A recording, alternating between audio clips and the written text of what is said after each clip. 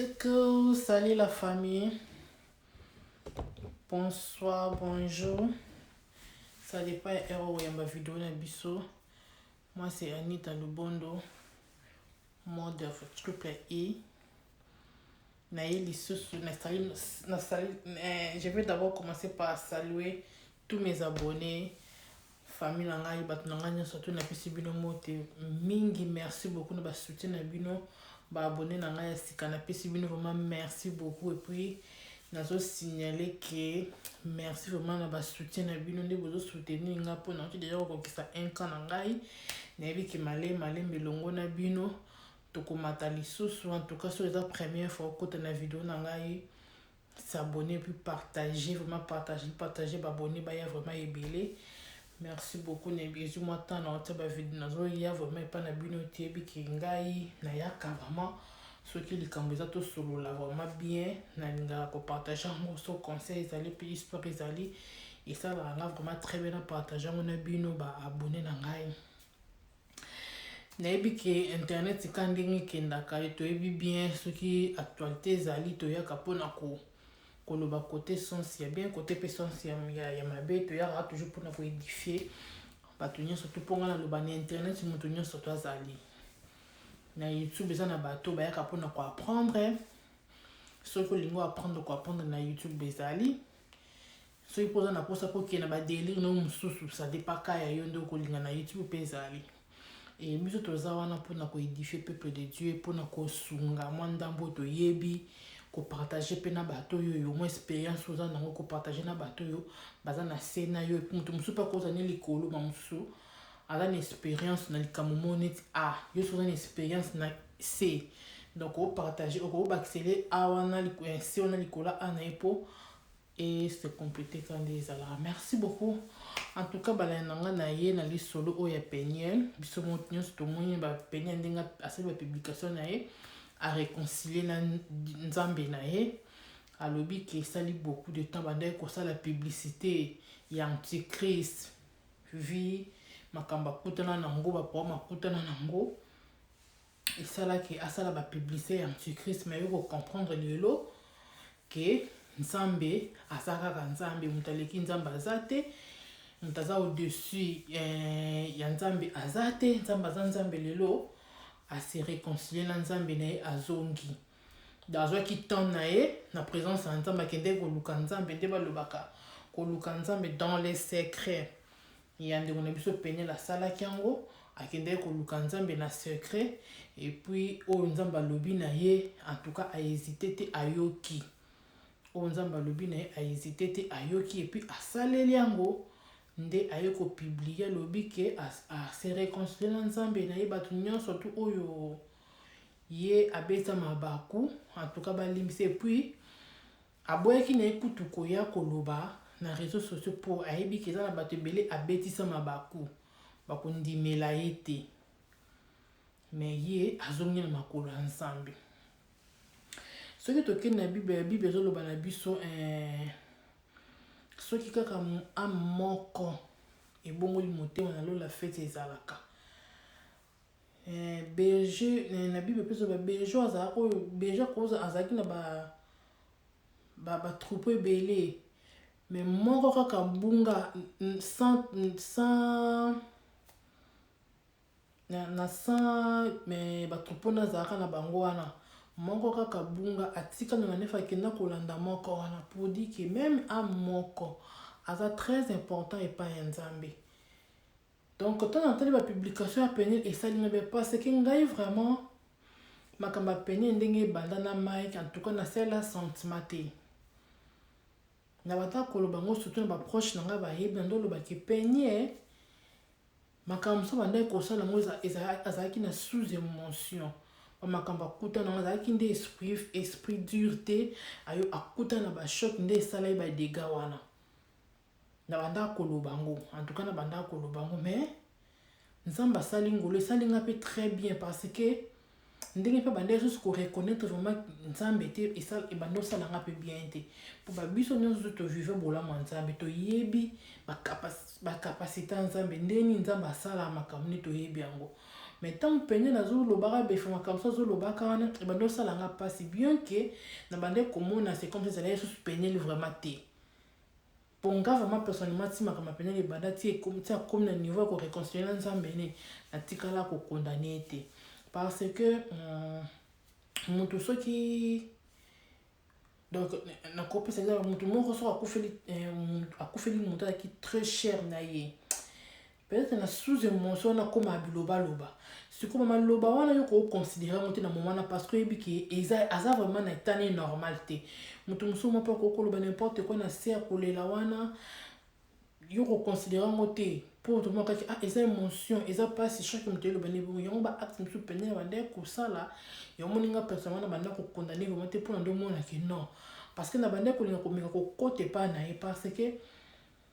poti andimaka libala wana arrivera déjà libala ndenge kozala arrivera déjà libala ndenge kozala jung dana juma libala na ndenge koza na futur mais ka d'un coup de pont oye bande ko kanisa kenda kuta ngote siko na kozanga maîtrise et puis des fois na immaturité za ki na ngonde mone sala ba dégâts mais nzamba lola tema balobaka Jésus gagne toujours nzambe a gagné nzambe ba parents na ye ayoki ba parents na ye mawa lelo Peniel azongi na makolo nzambe en tout cas esali bien mais comment na publication Peniel ba les ont dit ba biloba lo ba batuka nde mesana ko ba na réseaux sociaux elingi banda komata non Peniel ata soka sengi pardon pa Mike eza mabete za pe lisumuté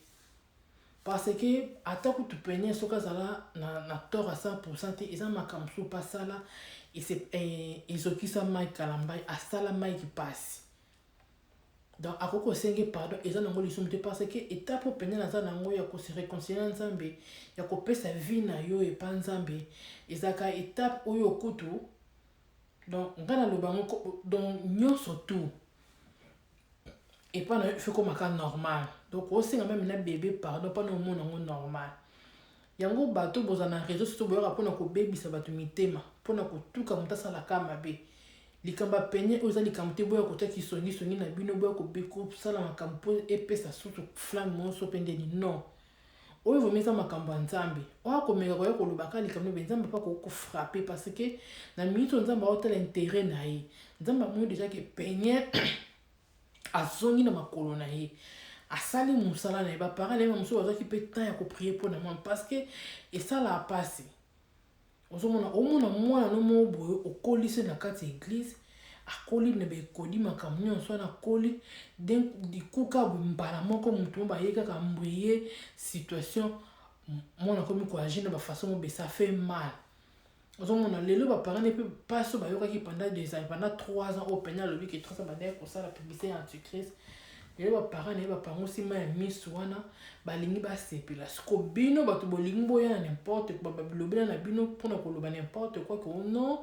pene azosenga pardon à reconnaître non ata soki a reconnaître na minute oyo piste oyo ekomi eza piste kaka ya koreconnaître ya kolata meme mabe oyo ezalaki ya ye te mpona ka atia pe alata kaka mabe oyo ezali meme ya ye te mpona kaka atia pe bandeko botika kisongisongi en tout cas vraiment tant on a tali la publication na Instagram et ça linga vraiment très bien et na moni maki oui nzambe asalaka nzambe vraiment asalaka mutaza likolo ya nzambe azate po ba tension ndenge banda ko kina makambo yo donc nzambe neka muta besango soki pe bayokani na Mike soki basani ni wana vraiment netinga pona nga etalinga tinga pona nga pom nangeza kaki non Peniel a confessé à lobby o ezaki kati na ye a se libérer donc à se libérer tellement na lingaki minga na continuer les choses ko linge makasi na continuer sur ko linge makasi parce que à rejoindre le monde na biso bana nzambe donc c'est un peu ça et le point ça linga vraiment bien makasi en tout cas Peniel soki vidéo ko komela yo nzambe apambole pe a protéger na bana na yo donc na yebi ke eloko nyonso soko tie nzambe déjà pembe na yo en tout cas eloko monte même ba commerce non sala wana nzamba ko pambola ngo ko kende liboso parce que na minute o oza des choses Peniel o biso to o epesa ki image na internet ce qui est bandé ni non et puis je crois que et puis dans une limite yo quand ndengo yebani ki Peniel ni wana même comme nyonso le ka yo peut-être nzamba lekisa ki onka bon pona o yebana comme ça ntango banda koteya bato bazala édifie na baparole na message na yo. Donc nga vraiment naza d'accord, nasepeli makasi, nasepeli vraiment makasi. Ok, bato ya internet so bayaka mpona kobebisa bato mitema toboyi, baanalyse ya bino bosalaka bafo wana mpona kotuka kaka moto mpo moto aloba n'importe quoi toboyi. Peigné abimi déjà na badélire, abimi déjà na badélire soki babeze oyo bani aza lisusu kuna te. Donc topesi ba bonne chance asalela nzambe na ye ndenge esengeli, na ndenge bayokani na nzambe na ye. Soki akosalela ye na miziki kaka ye, soki mpe akosalela na intercession kaka ye. Biso bato yaka kaka koloba au contraire mpona baview, mpona etalama, mpona baetalama. En tout cas bandeko na dossier oyo totika parce que bana oyo baza na kati wana baza na posa ya pe oyo ekoti, bazalaki bana posa babénéficie mana pe oyo ke papa na mama bakotisi pe bana na baza na posa nango. Bana na bana makila basala nzambe parce que Peigné papa ne c'est un pasteur, maman ne a collé une église, ba parents ne ba collé une église, ba parents Peigné dit mo pas collé une église. Mike pe biso stuye bi pe Mike a collé une église. Bana na bana makila ya losambo, bana makila ya basala nzambe. Sikondeni nika pona réseaux sociaux, pona ba sentiment mo kutu ba kutu ba yibita mutu na makolote, ba comment vivre ba souffrance mo boy pona batu. Non. Baza bana, baza ba innocent, basala biso eloko te biso ba youtubeur. Donc ceux qui moment ekoki ba parents na ba parents na bango ba décider ba vivre en paix, en tout cas totika bango ba bokola bana bango en paix, bana na ba vivre pe sengo ya ba parents ke ndenge ya kaka ba deli o ayebo non. Et ça qui to côté. Et puis conseil moi na ko pesa pas passer Mike Kalambai, passer Mike Kalambai ceux qui bato baleka na côté na pona koloba n'importe quoi, bato na yumo yebi bango ba kombo ba yumo yebi bango, ceux qui c'est vrai oyeba nde bakenda koleka. En tout cas yebisa bango ba arrêter bakata baleka te pona ba contredire baloba Peigné parce que ça bato mususu asuka motema. Oui, akolo banaye ki abongoli motema. Mais devant problème, devant les camons on peut encore supporter ngote. On a pour asutu dans asumuki li susu pona elle moto internet emelinga kozwa au monde zui makambu moto pe peli. Donc et là on a aussi rara ke pour banzoi bazala nemi kota passer Mike. Pour banzoi no so babi bandi koloba yango mo ne pesa Peigné mafuta pe Peigné mafuta matie abandi koloba n'importe quoi. En tout cas ceux qui a vraiment osa passer au lingaka pe oyo Peigné la sengi papa accompagner yango sunga ye pe continuer parce que eza pona bolamu ya bana. OK. Bato bayaka pas passer pona passer Mike wa ko côté la leader. En tout cas anniversaire na bino a changé na eka. Alingi na yesu barando te. Aboyi na ye barando. Alingi su barando te. Donc totika. Je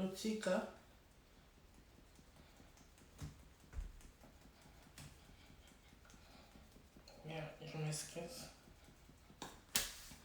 Je m'excuse totika botika la yule mapendo parce que Peigné a cessé les faits à l'aucun nzambe dans le secret ayoki a écouter nzambe pe atosi nde balobaka ayoki lo nzambe pe atosi. Donc biso bato yaka na ba problème, biso bato ngaka to yebaka place nini betaki place nini kenda ki zonga ki pona to développer. En tout cas si j'ai besoin d'internet ya Karine la bara na boti ezali ceux qui vont continuer na yango mais oya Peigné ceux qui vont na ba conseil depuis tout ça na ba conseil boye nde biso tosepeli parce que Jésus gagne toujours, nde nalobaka Jésus gagne toujours parce que makambo bandai kopesa pasi ata soki mabe ezalaki bana nzambe c'est comme si neti nga na bandai komituna c'est comme si bolingo ezalaki ya kisi omoni soki bolingo soko ozwi na ndako ya nganga siko otosi mibeko te ndenge ekomaka mpona bandai komituna ezalaki alliance oyo basalaki ya kisi mpo comment c'est fait ti kokoma ntina niveau ba na makasi beputa bana baza na kati eloko ani banda kosala nga pasi mingi ebanda vraiment koderange nga makasi mpe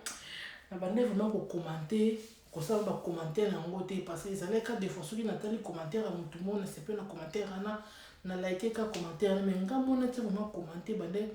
na bande kosala mpo bande kopesa nga vraiment pasi mpo na otala tant que maman naza na bana na nga boye naza na mobali na nga boye tobebani ata mabe soki ezalaki ya ndenge nini mais bokoma ntina niveau kolivre bana kobimisa bafoto so mpe ndenge nini wana kanda oyo ezalaka bakanda ezanga ya maîtrise omona moto azwi kanda azangi maîtrise na kanda komosala n'importe quoi wana ezalaki so bakanda normal te wana ekomaki madiable sa akotaki na kati yango tellement nzambe azalaka toujours supérieur ya diable yango moni Saint-Esprit qui est touché peigné ceux qui moto apesa qui peigné conseil pour peigner qui koluka nzambe en tout cas moto wana famille na ye bakotikalaka kokelela te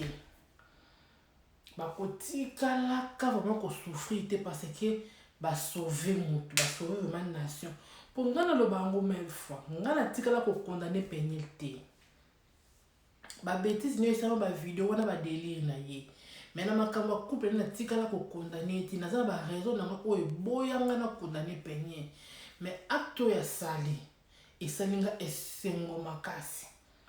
en tout cas esalinga vraiment esengo makasi soki namoni motu moko aleka mai kocontredire mai koloba likambo eloko bo mpo epesa peigné lipasi be mpo ekitisa peigné en tout cas motu wana vraiment soki naomona kasi naomoni nzeli kaka démon parce que acte oyo asali eza acte ya vrai mwana nzambe pour peine la tali na ndenge apesa makambo na internet te amoni na yango te ndenge kombona etomamaki na internet te andimi akita oyo eza vraiment vrai mwana nzambe do ayoki peu importe bapeta azalaki nanga bina kita nayoka nzambe nanga oyo acréa ngai donc eloko wana esalinga vraiment bien bino bato bozalaka bapembeni na paster Mike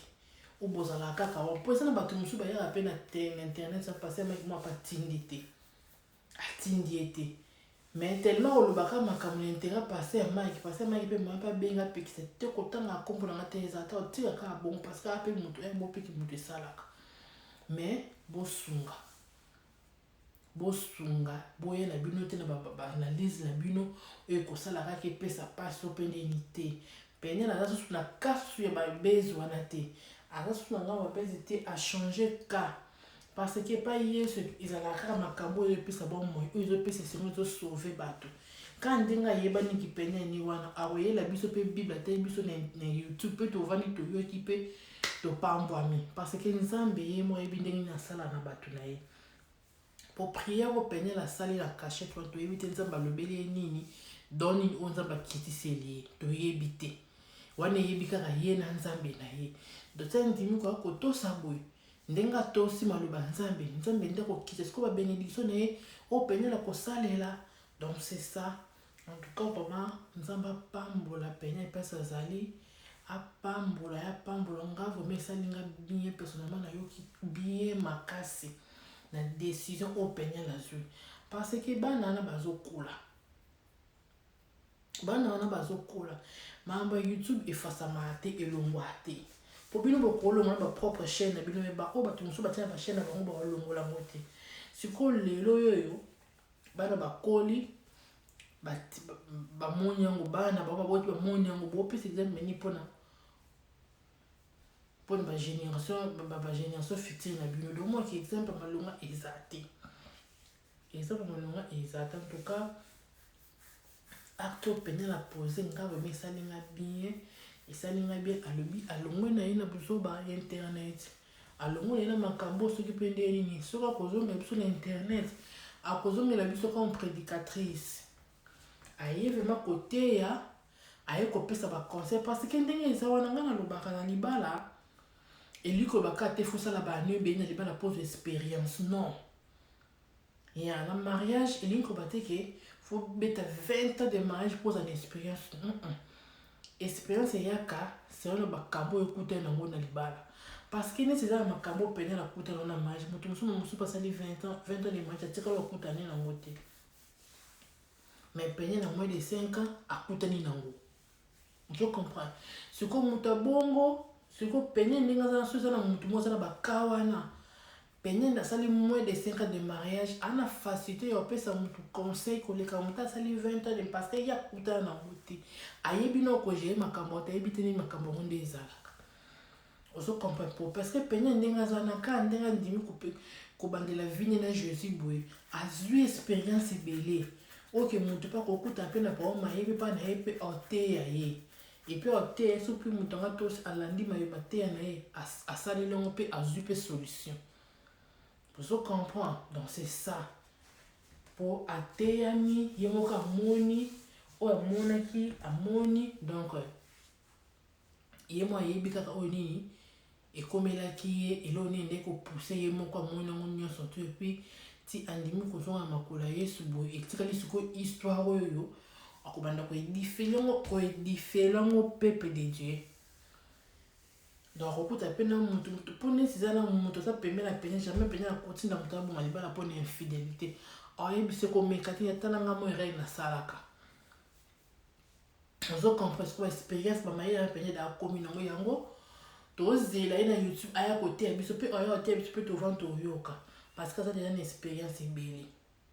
donc c'est ça nzambe mo ayebi ndeni alambaka motu na ye ndeni alambaka bato na ye ayebi ndeni apreparaka bato na ye donc pene ndenge aza nazalaki fruit ya nzambe donc nzambe mo bande koprépare alingaki aleka na baetape oyo nyonso to aleka na baetape oyo nyonso to comme ça mpo ntango akoki kolukelo na nzambe makambo esala nini esimba donc c'est ça en tout cas ngai vraiment esali ngai bien makasi nde pene nazongi ya makolo ya nzambe nzambe alola azwa lokumu frère Mike donc eloko na osengaka parce que yo bato no nde moto bazalaka makambo batika pene kimia ndenge ndimi kosalela nzambe batika ye elo asalela nzambe na kimia donc c'est ça merci beaucoup vraiment bato nyonso tous ceux c'est la première fois s'abonner na chaîne na ngai Elle Pro TV officielle et puis partager, aimer, liker au sein de la bien ensemble la apambo la paix abattre la bino.